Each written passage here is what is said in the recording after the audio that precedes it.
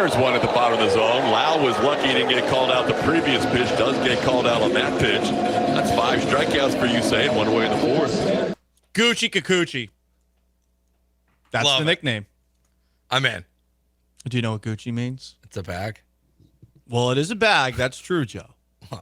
That is true. Like we're good. Yeah. We're good. We're Gucci. UrbanDictionary.com defines Gucci as a slangish phrase used to mean good, great, awesome, cool, chill, etc.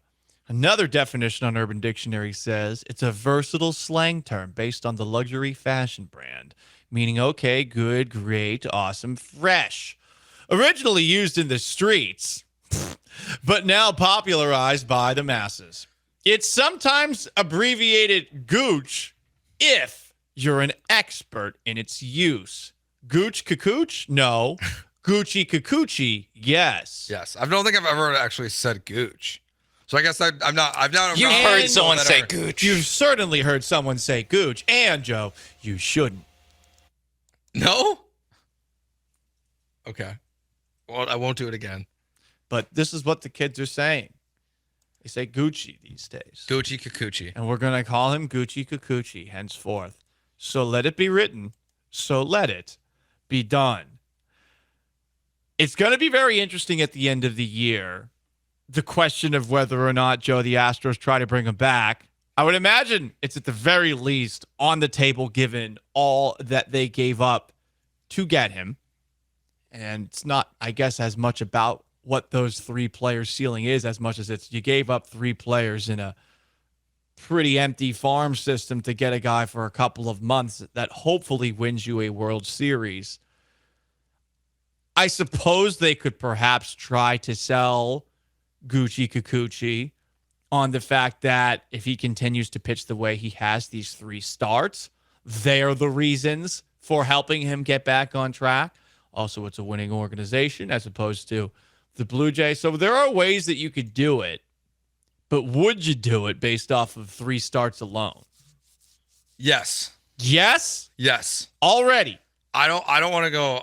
2 starts against the Rays and 1 start against the Rangers. He's 33, so I don't want to I'm not giving this guy some massive contract. That's not helping your case out. But I am all about bringing him back already. I know it's only All 3 about starts. it. It's been 3 starts. They haven't pitched against anybody. I know.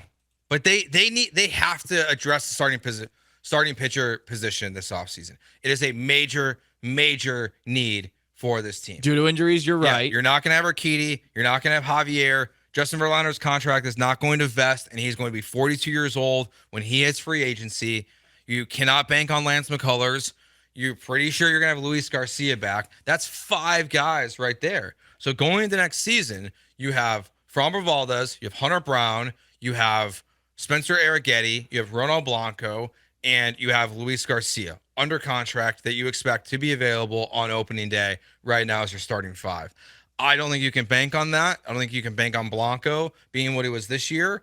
You haven't seen Luis Garcia pitch in a year and a half at that point. I'm not saying give this guy a 5-year, $100 million contract, but sometimes the devil you know is better than the devil you don't. And I would rather bring in a guy that and keep a guy that you're seeing have success with this pitching staff at a fair market value contract, which if you look at like Spotrac says $13.5 million is his market value in free agency right now, then go chasing for Blake Snell or go chasing for Nathan Eovaldi, who are kind of like they're good pitchers, but we know that Kikuchi's worked better here. So I think I'm in already. 3 starts. They haven't pitched against anybody. I know. I think I'm in. Why? I'm in. I need more. I get like what's on the horizon. It's kind of what it's kind of like what you were saying in the first segment, where maybe we just should believe that when they acquire these guys that they fix them and they right the wrongs that other franchises do. So I just right now believe that if they want to keep Yusei Kikuchi and trade for him, that they can fix him. I want to see what he does later this month when they go up against teams that are better than the Rays twice and the Rangers. And on top of that, then I want to see what he does in the postseason. Because if he struggles in the postseason, then I don't even really care what he does at the end of August. That's a good point. Like he doesn't have postseason. I don't know if he has any postseason experience, honestly. If he does, he has very, very little. But if he goes out there and he's one of those guys that clearly can't handle the pressure, it's obviously a totally different conversation. Like, so it's way too early, I guess, to be 100% in. But I heavily lean that way already. $12 to $13 million for Kikuchi when you're going to be giving Lance McCullers another 17.7 next year. Christian Javier 10.4 before his salary jumps up to 21.4 million in 2026. And you got Framber Valdez on the last year of his contract. Arbitration this past season, he got 12.1. With the way that he's pitching now, I'm assuming that he's going to make a lot. I don't know. I mean, if I'm looking at Framber Valdez and Yusei Kikuchi and where I can allocate my resources, if I got to pick, I'm picking Framber. I don't know that they're going to pick both. I would be, in fact, very skeptical that they'd pick both. I'm sure there's a part of them right now, too, that's looking at what Blake Snell's been doing of late and thinking to themselves, maybe we should have just been patient with Blake Snell because Snell's been awesome of late. So I'm not willing to do it yet. This is something I'm willing to revisit again, but he's got to pitch against teams that are actually good. Yeah, and the X factor here is Jim Crane. I mean, it's what if they do sign Alex Bregman to a long-term contract? You know, doesn't that affect your ability to do that? Doesn't this Probably. affect your ability to do that with Kyle Tucker and Framber Valdez too? And I guess Framber's a third of the contracts that we would probably like to see the Astros give extensions to. Yeah, that's where it's hard to tell what Jim Crane, like what his next, like what's next for him. Like, are they going to continue to operate in the way they have, which is not really address a lot of needs in free agency, but try to sign one big name that kind of covers that? Josh Hader this year, the year before, it was Jose Abreu. Obviously, they kept Montero, but like what is Jim Crane's philosophy? We don't know, and we have to wait and see. You know, if Alex Bregman walks in free agency, you know that's $30 million off your books that you're, I guess, replacing him with like a minor leaguer, I would guess, or a very cheap free agent. That gives you more wiggle room. So that's really the question, is that we don't have the answers to, is just how far above a luxury tax would Jim Crane allow himself to go? And would they view Yusei Kikuchi as a player that, you know, they're okay with getting extra taxed on? And if he has a really good finish to this month and has a really good playoffs, I'm sure that's something that they will reconsider. All I'm saying is now I'm being patient, and it's been great to see to this point.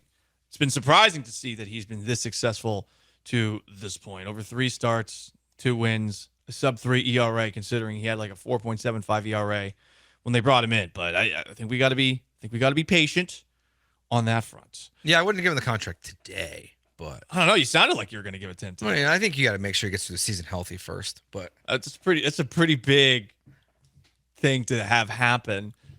He's pitched really well. He has pitched well. I'm very impressed, and at this point, like I have no reason to doubt the pitching staff of the Houston Astros. You know what they've done since 2015.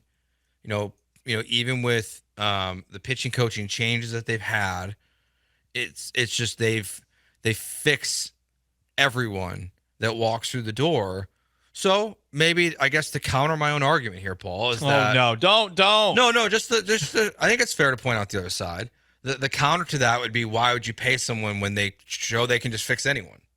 Like that's the counter, that's arrogance, and that's where that's where you find yourself having a rotation that is getting shelled. Yeah, that's probably too arrogant for them to view it that. Yeah, they can't fix everybody, and I think it is a little simplistic to think that they're the entire reason for Kikuchi doing what he's done. But they do deserve credit for taking the flyer on him, and he deserves credit for delivering to this point. From the 409, it's Caleb. I'm totally on board with signing Kikuchi. I think he will be reasonably cheap, and he would already be acclimated to our team.